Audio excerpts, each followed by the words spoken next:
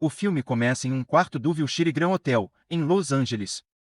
Estamos em 1937. Anon Fuller, um empresário bilionário, redige uma carta para um de seus funcionários. Nele, ele confessa que fez uma descoberta perigosa que provavelmente o levará ao assassinato. Ele então entra no salão de baile do hotel e entrega a carta ao barman, Ashton. O velho explica que um cara chamado Douglas Hall virá procurar a carta, mas quando Fuller pega um táxi para casa, o barman abre a carta e lê seu conteúdo. Enquanto isso, o bilionário chega em casa e vai direto para a cama. Assim que ele se deita com sua esposa, ele acorda de repente em um laboratório em 1999, em Los Angeles. É revelado que a versão de 1937 da cidade, assim como as pessoas que nela vivem, são simplesmente uma simulação virtual. Eles são programados artificialmente pela empresa multibilionária de Fuller, que desenvolveu um simulador de realidade virtual de última geração. Fuller então vai a um bar próximo onde pede um martini. Pouco depois, ele pede licença e vai até um telefone público, que fica em um canto do bar. Ele então deixa uma mensagem para Douglas na secretária eletrônica, mas sua ligação é interrompida por uma figura misteriosa, cujo rosto está escondido atrás da porta dos fundos do bar. Mesmo assim, Fuller acompanha prontamente o estranho e parece que confia nele. A cena então muda para um beco escuro, onde Fuller está prestes a revelar sua descoberta ao homem misterioso. Mas antes que ele possa fazer isso, o estranho saca uma faca e o esfaqueia, matando-o na hora. Na manhã seguinte, o protegido e engenheiro de computação de Fuller, Douglas Hall, acorda em seu apartamento. Ele liga a secretária eletrônica e vai simultaneamente ao banheiro. Para seu horror, ele encontra uma camisa ensanguentada jogada em sua lata de lixo, uma mensagem gravada do detetive M. Seban Dunlap, e então o incentiva a visitar o escritório de Fuller. Na cena seguinte, Douglas entra no escritório, onde identifica o cadáver do bilionário. Depois disso, o detetive o questiona sobre em que projeto a empresa estava envolvida, mas Douglas diz que se trata de uma informação sigilosa que ele não quer revelar. Os dois então caminham até o escritório de Fuller, onde encontram uma mulher chamada Jane. Ela se apresenta como a filha distante do bilionário. Isso surpreende Douglas, já que Fuller nunca havia mencionado sobre ter uma filha. Enquanto o detetive a leva para interrogatório, Douglas visita o 13º andar do prédio. Lá, um dos programadores, Whitney, está de luto pela perda de seu chefe.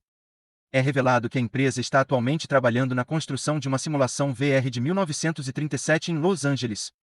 Whitney diz que Fuller entrou repetidamente na simulação, embora faltassem meses para o primeiro teste. Suspeitando da cadeia de acontecimentos, Douglas pergunta a seu colega se ele sabia que seu chefe tinha uma filha chamada Jane, mas Whitney responde que não tinha ideia disso. Douglas então vai até a janela e observa Jane saindo de táxi. Ele tem certeza de que há algo suspeito com a mulher e decide persegui-la sem avisar ninguém. Isso é apenas perseguição. Nesse ínterim, o detetive M. Seban conhece Whitney e o questiona sobre a natureza de sua pesquisa.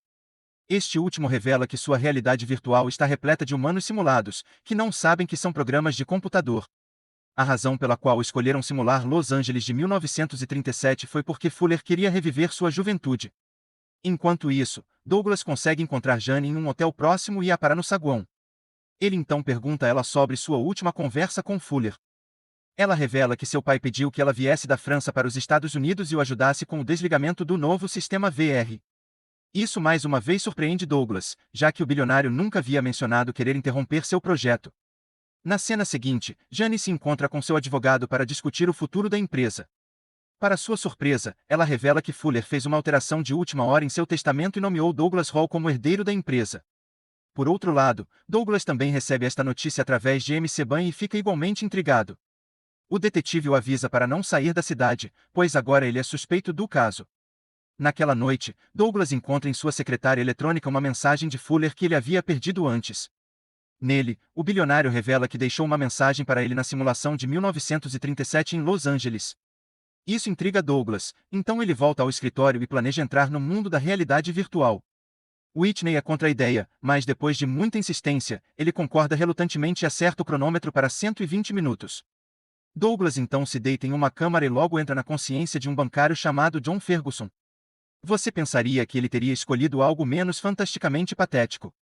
Chocado com a mudança repentina, ele vai ao banheiro para se orientar. Ele então se lembra da informação de Whitney que Fuller costumava se teletransportar para a consciência de um dono de loja de antiguidades chamado Grierson, que mora em Pasadena. Isso de alguma forma soa ainda pior. Assim, ele sai, pega um táxi e vai até o local.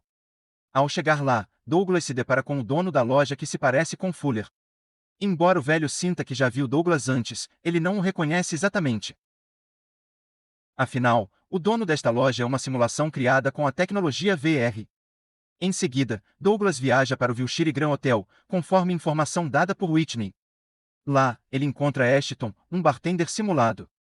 Douglas pergunta se Fuller deixou alguma mensagem ou carta para ele, mas Ashton, que realmente leu a carta, diz que não tem ideia disso.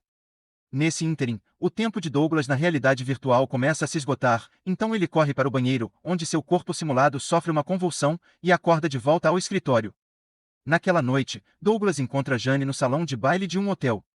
Ele revela que o bilionário tentou contatá-lo pouco antes de sua morte, mas por mais que tente, Douglas não consegue se lembrar se conversou com Fuller naquele dia fatídico. Ele está começando a suspeitar que pode ter matado o velho e, de alguma forma, a memória foi apagada de seu cérebro. Em resposta, Jane sugere que ele conte isso à polícia e se distancie da máquina de realidade virtual. Após essa conversa, os dois dançam na pista do salão de baile e, eventualmente, se beijam. Mais tarde naquela noite, Douglas é preso em seu apartamento como principal suspeito do assassinato de Anon Fuller. O detetive M. Seban revela que seu carro foi visto nas imagens de segurança do bar onde aconteceu o crime. O detetive acha que porque Fuller queria fechar a empresa, Douglas o matou porque ele pretendia ganhar mais dinheiro. Ele é então levado para a prisão enquanto a polícia investiga mais o caso. Mas pouco depois, Jane chega à delegacia e paga a fiança. Douglas diz a ela que descobrirá quem matou Fuller fazendo login no sistema VR novamente. Em seguida, ele vai para o escritório, acerta o cronômetro para 120 minutos e entra em uma câmara. Ele logo é transportado para o corpo de John Ferguson na versão de realidade virtual de Los Angeles de 1937. Douglas então retorna para Grierson, o dono de uma loja de antiguidades inspirado em Fuller. Os dois homens conversam e Grierson menciona que recentemente encontrou algo estranho debaixo de sua cama. Foi um monstro. Ele então tira uma pasta chique, que contém um terno luxuoso. Ele nunca comprou aquele terno, nem se lembra de tê-lo usado, mas cabe perfeitamente nele. Ao testemunhar isso, Douglas rapidamente percebe que o processo foi mantido lá por Fuller. Quando o bilionário se transportava dentro do corpo de Grierson nesta simulação, ele usava esse traje e visitava o Grand Wilshire Grand Hotel. Em seguida, os dois vão para o hotel, onde a equipe cumprimenta Grierson como Fuller. Eles se sentam em um canto do salão de baile e Grierson começa a se concentrar bastante. Ele tenta procurar em seu cérebro memórias de épocas em que Fuller assumiu o controle de sua consciência. Depois de um tempo, ele finalmente se lembra de ter entregado uma carta a Ashton, o barman. Douglas então segue Ashton, que parece ter escapado para o vestiário após perceber os dois homens conversando intensamente. Assim que Douglas chega lá, ele salta por trás. O obscuro barman então o mantém sob a mira de uma arma e começa a contar tudo o que sabe. Ele admite ter lido a mensagem e descoberto que é uma criação artificial. Além disso, ele menciona que dirigiu até Tucson e seguiu exatamente as instruções da carta de Fuller. O que ele descobriu abalou todo o seu mundo. Ele viu o limite do seu mundo, uma rede verde de código eletrônico. Foi então que Ashton percebeu que vive numa realidade gerada por computador. A revelação o deixou louco e ele começou a tentar descobrir onde Amaranta mora. Agora, ele quer punir Douglas por fazê-lo passar por essa estranha constatação. Mas antes que ele possa causar qualquer dano, Whitney tira Douglas da simulação. Após esse incidente, Douglas entende que os personagens da simulação têm vidas reais e sentem emoções reais. Ao criar esta realidade virtual e entrar e sair da simulação, eles estão simplesmente bagunçando suas vidas. Assim, Douglas decide encerrar o projeto para sempre. Depois disso, ele dirige até o hotel de Jane, mas encontra o detetive M. Seban esperando no saguão. Ele conta a Douglas que Jane está desaparecida há algum tempo. Ele afirma que, de acordo com sua pesquisa, Fuller não tem filha e que não existe nenhuma mulher chamada Jane Fuller nos Estados Unidos ou na França. Isso parece improvável. Mais tarde, Douglas encontra o taxista que levou Jane ao hotel há alguns dias. Ele paga o motorista para divulgar informações sobre o paradeiro dela.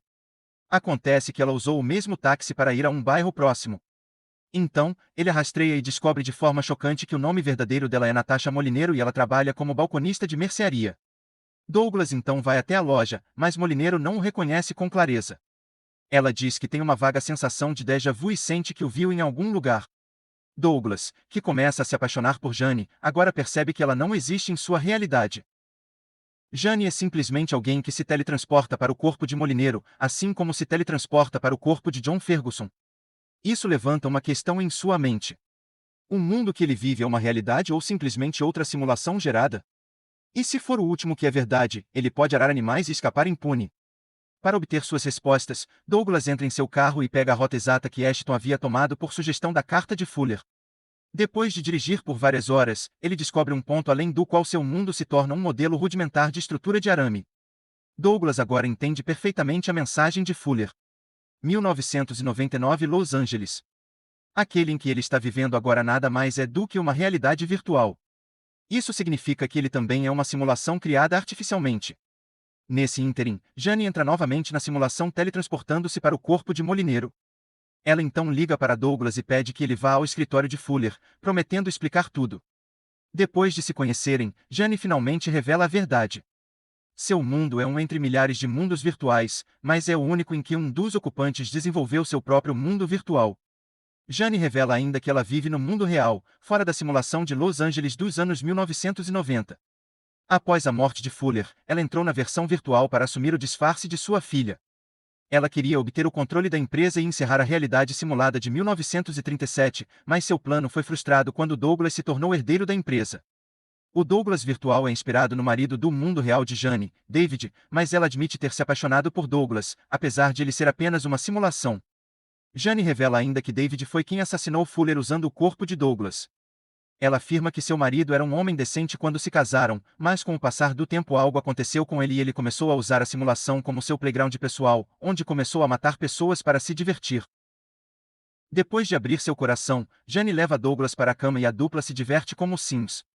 Mais tarde naquela noite, David ciumento entra novamente no corpo de Douglas e tenta sufocar Jane, mas ela consegue agarrar uma lâmpada próxima e bate na cabeça dele.